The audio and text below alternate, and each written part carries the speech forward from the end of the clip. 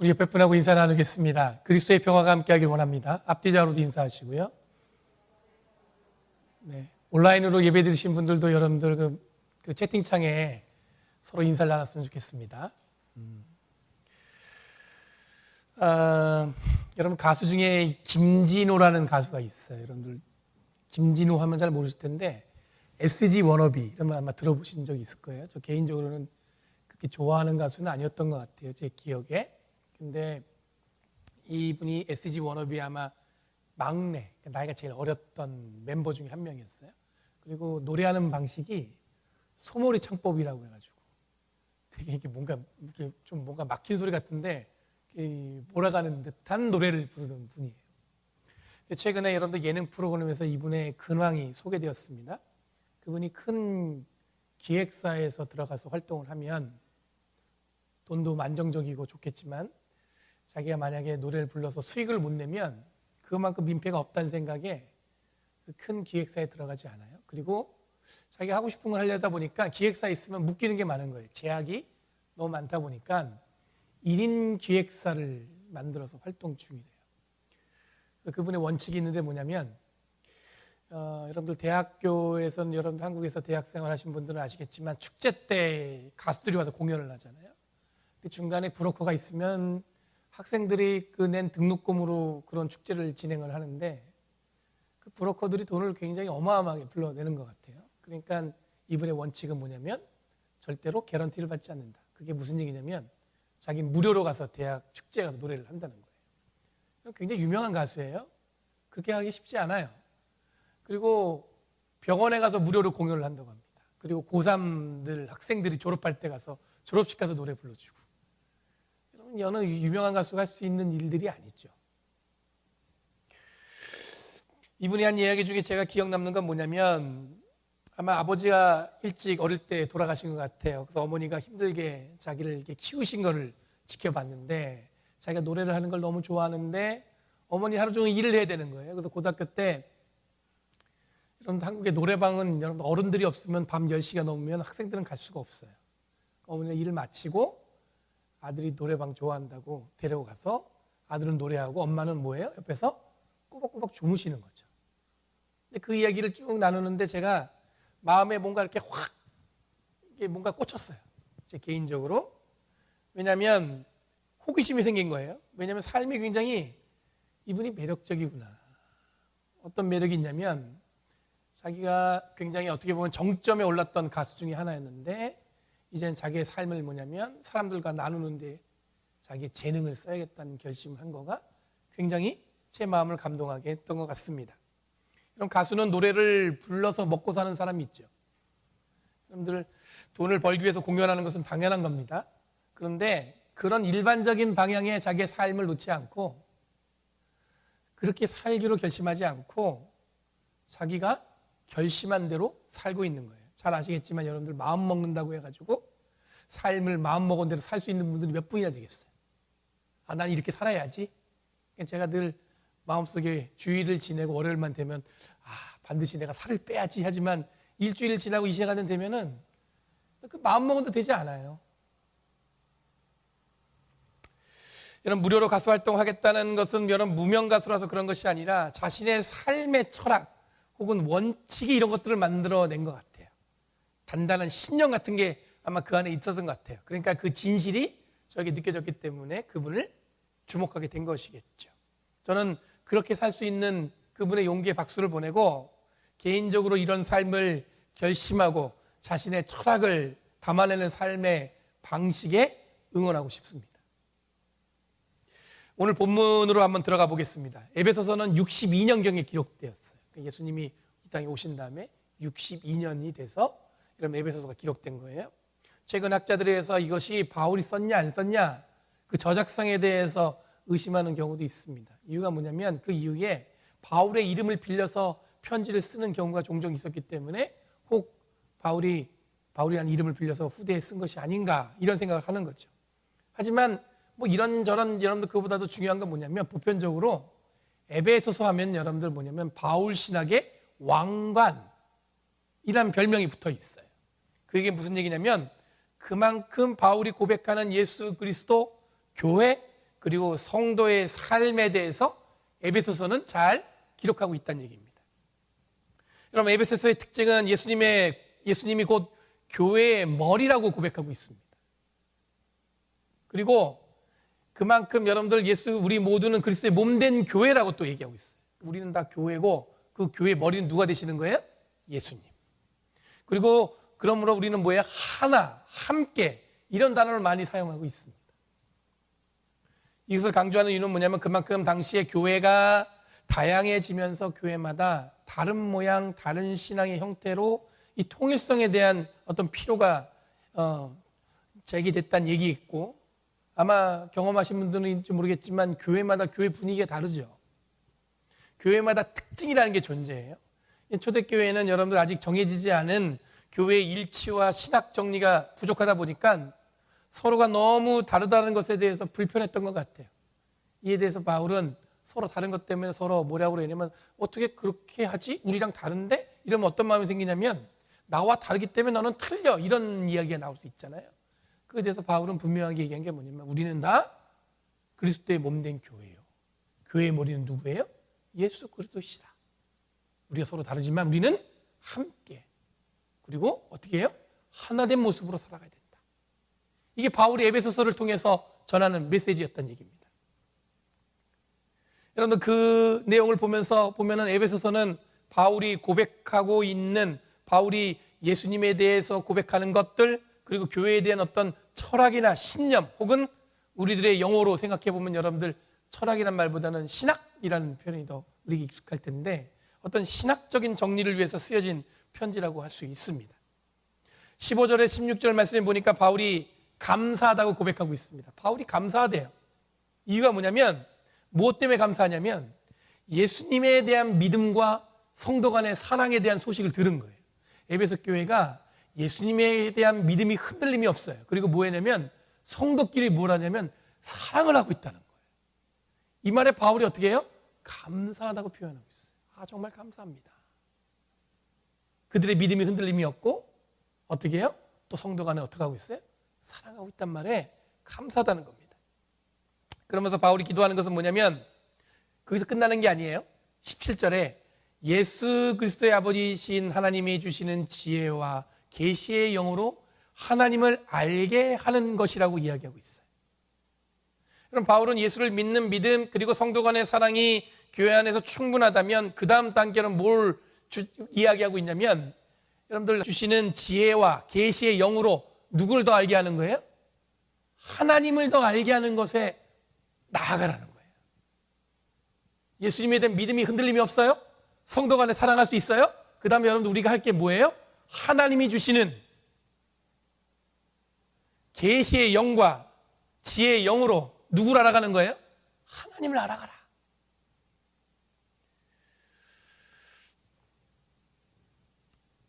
여러분, 여기서 지혜는 소피아라는 말로 사용했습니다. 소피아 많이 들어봤죠? 이건 영적 지혜로 여러분 이해하시면 될 것 같고, 계시는 아포칼립시스라는 단어를 번역한 거예요. 여러분, 이 단어의 뜻은 여러분 드러나다는 뜻입니다. 드러남. 여러분들 이 드러남의 뜻을 가진 단어는 아포칼립시스라는 아포칼립스라는 단어를 여러분 영어에서 찾을 수 있죠. 주로 여러분들 이 말은 우리가 어떻게 이해하냐면 종말, 묵시 이렇게 번역을 합니다. 그래서 아포칼립스 하면 마치 뭡니까? 세상이 완전히 멸망하는 걸로 쓸 때 여러분들 보면 단어를 쓰죠. 특히 영화에서 보면 아포칼립스라는 부제를 달면 뭐예요? 철저하게 여러분들 세상이 부셔지는 걸로 영화는 드러내 보이죠. 근데 실제로 아포칼립스의 어원은 아포칼립스는 여러분들 무슨 뜻이냐면은 하나님의 비밀이 드러나는 것을 의미하는 거예요. 그러니까 여러분들 우리들이 예수를 믿고 성도를 사랑하고 그 다음 단계 노력할 것을 하나님이 주시는 지혜와 영으로, 그리고 하나님의 비밀이 들춰내주시는 계시를 통해서 하나님을 알기 위해 노력한다는 얘기예요. 그러니까 여러분들 우리가 흔히 얘기하는 종말신앙, 세상의 끝은 여러분들 뭘 의미하는 거냐면 하나님의 비밀이 우리의 삶에 어떻게 되는 거예요? 환하게 드러나는 것을 의미하는 거예요. 여러분들 영화를 너무 심취하다 보면 세상의 끝이 그럼 완전 종말, 완전 무너지는 것, 그게 아니고요. 계시, 그 뜻은 무슨 얘기냐면 하나님의 비밀이 드러나지는 거예요. 그걸 통해서 우리는 뭘 알 수 있어요? 하나님을 알게 된다는 거죠. 계시만 드러났다고 해서 여러분들 그걸로 끝이 아니라 하나님을 더 어떻게 깊이 알아갈 수 있다는 것입니다. 18절에서는 이런 단계가 어떤 구체적으로 이루어진지를 보여주고 있습니다. 우선 우리들의 마음의 눈이 밝혀져야 한다고 이야기하고 있어요. 여기서 마음은 카르디아라는 헬라어를 번역했어요. 이 카르디아란 말은 생각이나 느낌을 얘기하는 겁니다. 그러니까 우리의 마음이 환하게 드러난다. 이게 뭐냐면 우리의 생각과 느낌이 어떻게 해요? 환하게 밝혀져서 하나님의 부르심에 속한 소망이 무엇인지를 알게 되도록 노력하라는 거예요. 하나님께서 주신 상속이 얼마나 큰지 그걸 깨닫게 된다는 것입니다.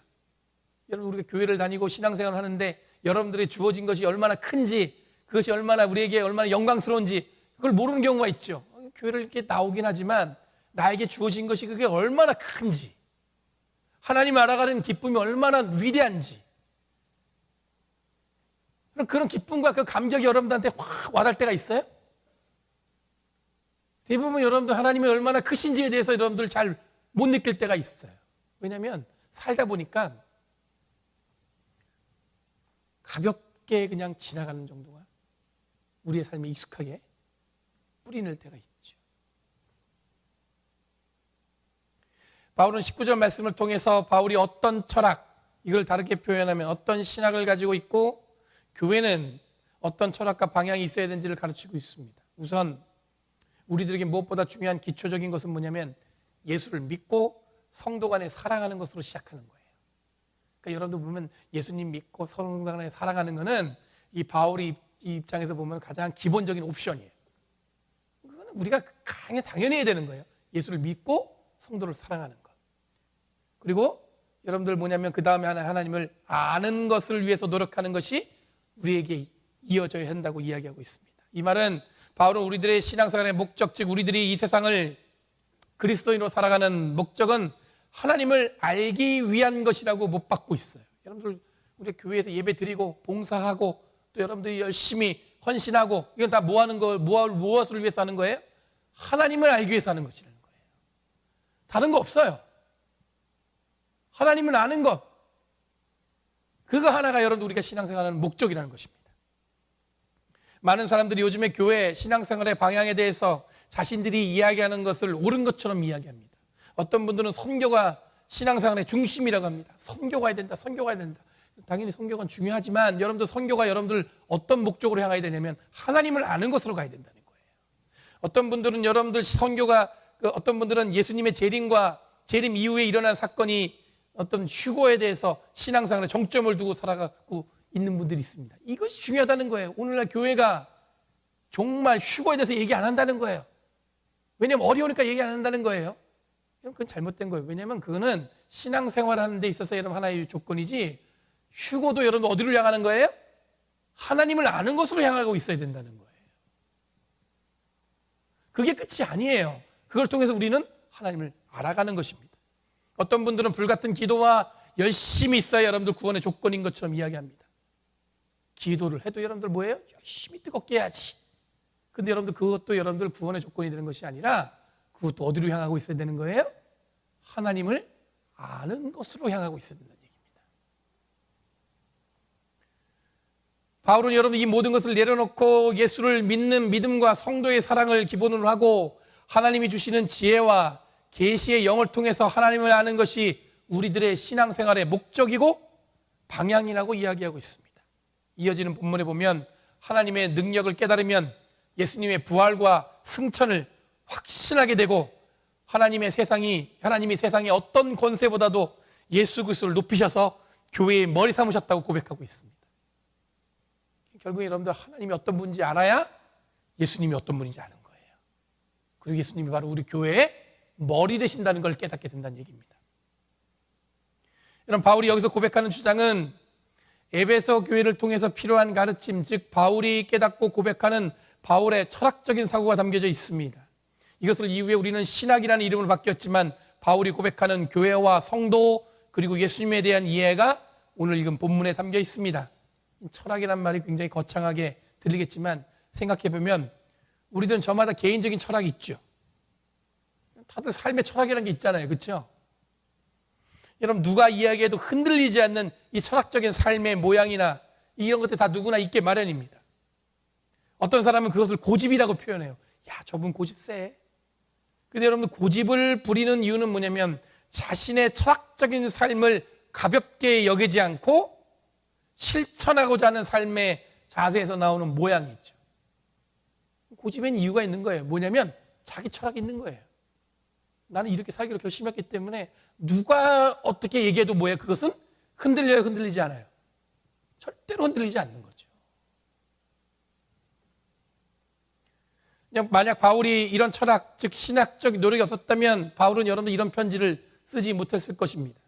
자신의 생각을 표현하지도 못했을 것이고 믿음에 대한 증거도 하지 못했을 것입니다. 이렇게 생각해 보면 오늘 바울이 말씀을 통해서 보여준 철학, 신학은 우리들도 든든히 세워야 할 그리스도인의 덕목이라고 이야기할 수 있어요. 무슨 얘기냐면 우리가 누가 얘기해도 절대로 흔들려서 안 되는 뭐예요? 우리 신앙의 중심이에요. 누가 흔들어도 절대로 흔들리지 말아야 될 것이라는 거죠. 여러분, 예수를 믿고 성도 간에 사랑하는 것, 이것이 바울이 기뻐하는 이유 중에 되는 이유는 뭐냐면, 그리스도의 덕목 중에 하나가 되는 이유는 뭐냐면, 그것은 우리가 반드시 그리스도이라면 해야 되는 일이기 때문에 그렇습니다. 교회 다니는데 예수 안 믿으면 그게 어떻게 교인이에요? 교회 다니는데 성도 간에 사랑하지 않으면 여러분들 그게 어떻게 교인일 수 있어요? 이런 마음이 우리 안에 있어야 된다는 얘기예요. 이 말은 지금 우리들이 지녀야 할 기독교인으로서 절대 흔들림 없어야 되는 신학적, 철학적 방향이라고 볼 수 있는 것입니다. 그리고 지혜와 계시의 영을 통해서 하나님을 아는 것을 노력하는 것이 우리들이 이어가야 할 신학적 태도입니다. 우리는 여러분들 여기 모여가지고 예배하면서 교제하면서 하는 것은 뭐냐면 하나님을 알기 위해서 모여서 이야기하고 나누고 그러는 거죠. 그런 것들은 다 뭐예요? 절대로 흔들림이 없어야 되는 겁니다. 이를 통해서 우리들의 마음이 눈이 밝혀져서 하나님의 부르심의 소망이 무엇인지를 찾게 됩니다. 그리고 성도들에게 베푸시는 하나님의 능력이 얼마나 풍성한지를 알게 됩니다. 그러면서 우리들이 신앙생활 하는 데 있어서 흔들리지 말아야 할 신학적, 철학적 고백이라고 할 수 있는 것들을 우리 안에 자리하게 되는 거예요. 그런 것들은 누가 와서 흔들어도 절대로 흔들려서 안 되는 우리의 고백이 되어야 된다는 얘기입니다. 여러분, 지금 계속해서 흔들리지 말아야 할 전제를 제가 붙이고 있어요. 그래서 철학적, 신학적이라는 얘기를 얘기하고 있어요. 이 말은 뭐냐면 우리들의 믿음과 신앙이 흔들리지 않기 위해서는 우리 나름대로 뭐가 있어야 되는 거예요? 철학과 신학을 가지며 살아간다는 의미입니다.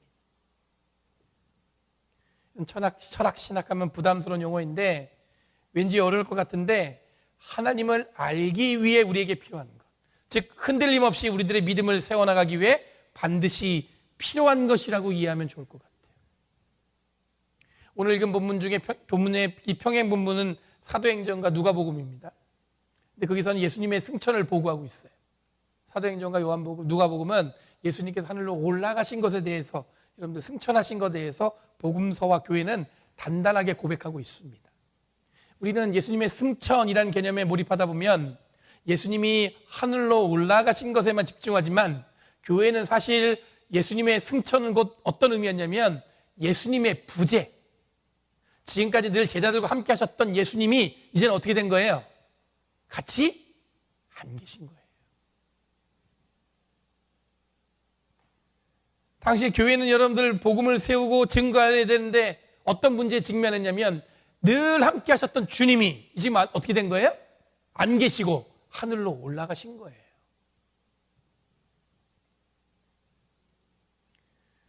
그런 직면한 상황에 복음서와 사도행전은 예수님의 승천을 증거하고 있습니다. 예수님이 안 계심에도 제자들은 과연, 믿는 자들은 과연 그 믿음이 흔들렸는가 흔들리지 않았는가, 그것을 기록하고 있다는 얘기예요. 여러분, 성경을 우리들은 2000년이 지난 이후에도 완벽하게 번역된 문장으로 읽어내고 있어서 잘 못 느낄 수 있겠지만 이 성경을 기록하기 위해서 만들어진 상황은 매우 절박하고 진지했으며 늘 어떻게 하면 예수 그리스도의 복음이 훼손되지 않고 보존할 수 있게 전할 수 있을까 고민했습니다. 이 고민의 대표적인 사람이 바로 여러분들 봐도 바로 사도 바울이었습니다. 바울은 이런 고민들을 신학적으로 철학적으로 대처하기 위해 노력했습니다. 왜냐하면 절대로 흔들림 없이 단단하게 이 교회 안에 자리 잡아야 된다는 게 바울의 고민이었고 생각이었어요. 여러분 신학 철학하니까 아까도 말씀드린 대로 어렵게 느껴지겠지만 쉽게 이야기하면 흔들림 없는 신앙, 분명한 방향성, 그리고 놓치지 말아야 할 복음의 진술을 전하기 위해서 노력했다고 보시면 되는 거예요. 여러분들 우리가 철학이 있어야 된다, 신앙생활하는데 여러분들 신학적으로 여러분 단단해야 된다, 그 얘기는 무슨 얘기냐면 우리들이 갖고 있는 신앙이 절대로 흔들리지 않는 그런 믿음의 신앙을 가져야 된다는 얘기고, 그리고 분명한 여러분들 뭡니까? 방향성이 있어야 된다는 얘기예요. 뭘 하는지도 모르고 교회 다니는데 뭘 이루어간지도 모르고 이러면 안 된다는 겁니다. 그리고 놓치지 말아야 할 복음의 진수.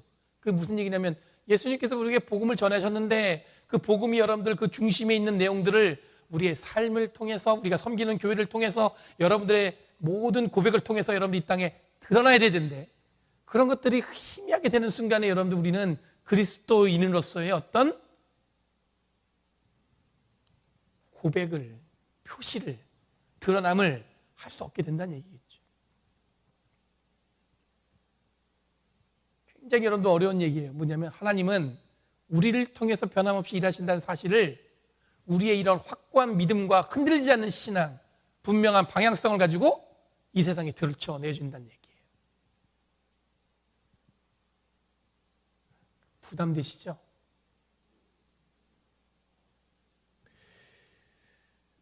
제가 이 말씀을 준비하면서 정말 부담되는 말이다. 흔들릴 때가 얼마나 많은데, 그렇죠? 방향을 잃어볼 때도 얼마나 많은데. 여러분 요즘 교회가 위기 속에 있다가들 얘기합니다. 그런 얘기도 많이 들어보셨죠? 개인적으로 보면 교회가 예전만 못하다는 생각을 하곤 해요. 예전에 교회는 멋있었어요. 정말 멋있었어요. 기독교인들은 매력적이었어요. 그래서 여러분들 어떤 분들은 감히 엉성하게 신앙생활을 할 바에는 자기가 준비가 된 다음에 교회를 나가겠다는 사람도 있을 정도였어요. 내가 아직 준비가 안 됐기 때문에 예수님의 제자가 되기엔 아직 교회 나가기엔 부족합니다. 조금만 더 시간을 주세요. 이런 분들이 있었어요. 근데 요즘에 교회가 위기이고 더 이상 매력적이지 않다는 소리를 듣는 이유는 뭐냐면 교회가 철학, 즉 신학을 가볍게 여겼기 때문이라는 생각이 들었어요. 한동안 신학이 교회를 망치는 것이라고 주장하는 사람들이 있었습니다. 신학교 때 배운 거 교회 목회할 때 보니까 아무 소용없어. 그러다 보면 뭐냐, 신학을 다 그냥 뭐합니까? 다 배워놓고는 땅에다 파묻듯이 무시하는 그런 분위기가 있었습니다. 그리고 꽁 잡는 게 매라고 무조건 교회에 사람만 모이면, 교회 사람이 많이 모이면 그게 여러분들 교회를 잘 건강하게 하고 그게 목회를 잘하는 거라고 그렇게 가르쳤습니다. 그러다 보니까 중요한 가치, 지금까지 지켜온 교회의 신학, 철학이 가볍게 여겨지기 시작했던 것 같아요. 여러분 교회의 위기를 이야기하는 중에 쉽게 찾을 수 있는 결과는 뭐냐면 교인들의 고령화입니다. 저희 교회는 특별한 교회라서 여러분 그걸 못 느끼실지 모르겠지만 우리가 경험하는 이웃 교회들, 꼭 여러분 미국에 있는 교회만 얘기하는 게 아니에요. 한국에 있는 많은 교회들이, 여러분들 젊은 사람들이 교회에 모이질 않아요. 모이는 교회도 있죠. 근데 여러분들 대부분의 교회가 온전하게 그리스도의 신앙을 다음 세대에게 잘 전하지 못하고 있다는 것은 여러분들 수치나 여러 가지 조사를 통해서 나타나고 있습니다.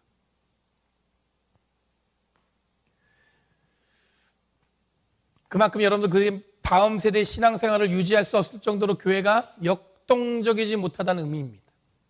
복음의 전통보다는 자신들이 세워놓은 전통들이 사람들을 숨막히게 하는 어떤 상황에 노출되었기도 하고, 또한 빈번하게 교회 공동체가 이 세상과 함께 공존하는 영적 감수성이 떨어지는 행위. 뭐냐면 세상은 이렇게 변화되고 있는데 교회는 계속 뭐예요? 과거의 영광에 사로잡혀 있는 거예요. 그러다 보니까 여러분들 교회 위기는 가속화된다고 볼 수 있습니다. 예를 들어서 여러분들 한국에 오래전 얘기도 아닙니다. 얼마 전이죠. 코로나 바이러스가 한참 심각할 때 이를 대처하는 교회의 모습은 실망스럽습니다.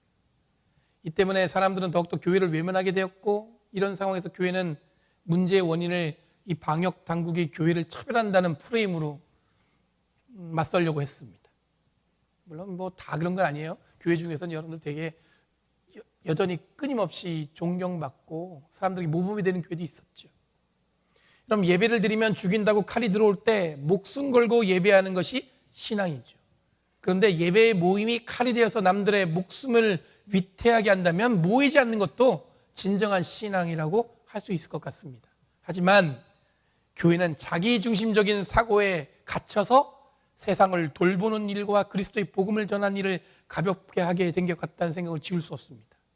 그럼 세상은 우리의 적이 아니에요. 왜 세상 속에, 도심 속에 교회가 세워졌냐면 교회는 그곳에서 세상의 빛과 소금의 역할을 감당하라고 하나님이 우리에게 주신 사명이기 때문에 세상 속에 들어와 있는 거예요. 자꾸 사람들은 세상을 우리의 적으로 생각해요. 그리고 그들과 승리해서 이겨야 된다고 얘기하는데 우리는 세상을 나가서 뭘 전해야 되면 복음을 전해야 될 사명이 우리에게 있는 거예요. 그것이 흔들리지 말아야 될 우리의 방향성이에요. 이런 교회만 그런 것이 아닙니다. 성도들의 삶도 분명한 철학과 신학적인 이해가 없다 보니까 흔들린 대로 흔들려요.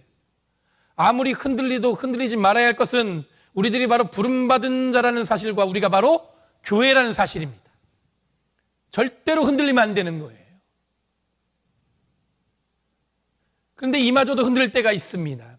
교회 안에서 신앙인의 모양이 있지만 세상에서 그리스도인으로 드러나지 않는다는 것은 올바른 신앙인으로 살아가는 것이 아닙니다. 교회 안에서는 정말 교회 다니는 사람 같은데 교회 밖에만 나가면 여러분들 뭐예요? 교회 다니는 사람인지 아닌지 구별이 잘 안 돼요. 그러다 보니까 여러분들 뭐냐면 점점 연약해지는 교인들을 위해서 교회는 날카롭고 우리의 심장을 흔들어 놓는 메시지나 설교를 나누지 못하고 늘 기쁘고 이 축복하는 말만 연결되는 메시지만 여러분들 그렇게 나누게 되는 거예요. 그러다 보니까 성도도 더 연약하게 만들어 놓고 있는 것 같습니다. 여러분 교회에 발을 들여놓는 것만으로 교회에 오는 것만으로 우리의 신앙이 자라지 않습니다. 잘 아시죠? 다들 아시겠지만 스스로 자신을 성숙하게 하기 위해서는 여러분들 필요한 것들이 있어요. 영적 독서, 기도 모임, 성경 공부 이런 걸 열심히 했을 때 비로소 여러분들 뭡니까? 조금 신앙이 성숙해진 걸 느낄 때가 있죠. 그만큼 여러분들 노력하고 헌신하고 우리가 철저하게 우리의 신앙과 믿음을 위해서 노력할 수 있어야 되는 거예요. 교회에 발을 들여놓는 걸로 그걸로 끝나는 게 아니라는 거예요. 우리 예수 그리스도를 구주로 믿음으로 성도를 사랑하며 하나님을 아는 것을 위해 노력하는 존재들입니다.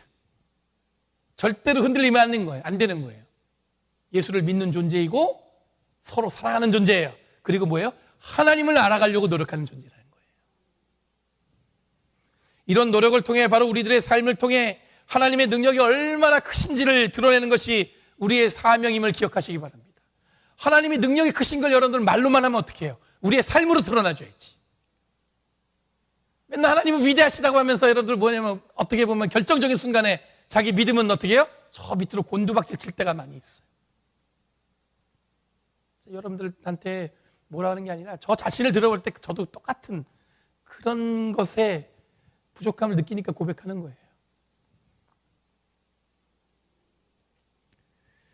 우리의 삶을 통해 하나님의 능력이 얼마나 크신지를 드러내는 것이 우리의 사명임을 기억하시고 우리들이 세워야 할 철학적, 신학적 고백이 무엇인지를 확인하시면서 흔들림 없는 신앙을 드러내므로 다시 한번 교회를 희망의 공간으로 세워가시는 저와 여러분이 되길 간절히 바랍니다. 주님이 우리와 함께 하십니다. 기도하겠습니다.